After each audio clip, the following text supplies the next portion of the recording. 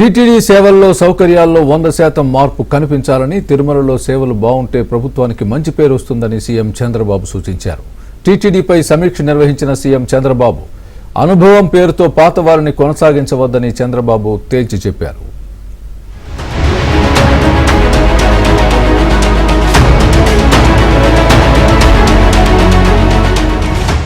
టీటీడీపై CM Chandrababu సచివాలయంలో సమీక్ష నిర్వహించారు.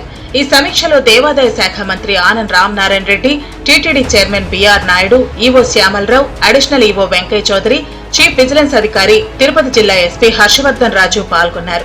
9 నెలల కాలంలో భక్తులకు అందించే సౌకర్యాలు మెరుగుపరిచేందుకు తీసుకున్న చర్యలపై టీటీడీ అధికారులు ప్రజెంటేషన్ ఇచ్చారు. శ్రీవారి లడ్డూ ప్రసాదం, అన్నప్రసాదంలో తీసుకొచ్చిన మార్పుల గురించి అధికారులు వివరించారు. తిరుమల క్షేత్రాన్ని భక్తులకు మరింత దగ్గర చేయడంతో పాటు సౌకర్యవంతమైన సేవల గురించి సీఎం పలు సూచనలు చేశారు. అలిపిరిలో 25,000 మంది ఉండేలా బేస్ క్యాంప్ నిర్మాణం చేపడుతున్నట్లు అధికారులు తెలిపారు.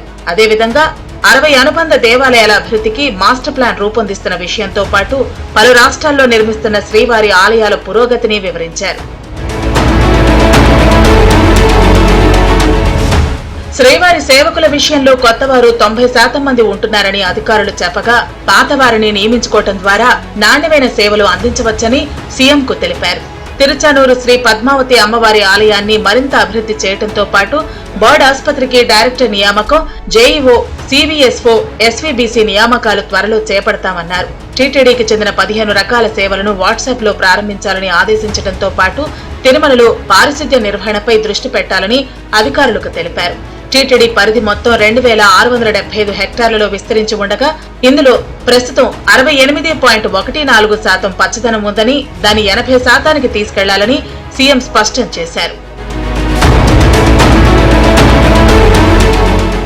పెరుగుతున్న రద్దీ నేపథ్యంలో వచ్చే 50 ఏళ్ల అవసరాలకు అనుగుణంగా టీటీడీని తీర్చిదిద్దాలని, ఏ పనులు అవసరమో ఆ పనులు మాత్రమే చేయాలన్నారు.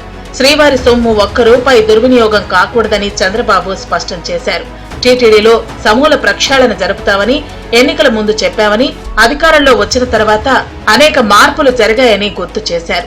అనుభవం పేరుతో పాతవారిని కొనసాగించవద్దని, ఎవరికీ మినహాయింపులు లేవని సీఎం చంద్రబాబు తెగేసి చెప్పారు. అమరావతి రాజధాని వెంకటపాలెంలో నిర్మించిన వెంకటేశ్వర స్వామి దేవస్థానాన్ని మరింత అభివృద్ధి చేయనున్నారు. చుట్టూ ప్రాకారం నిర్మాణంతో పాటు ఒక రాజగోపురం, 3 గోపురాలు నిర్మించనున్నారు.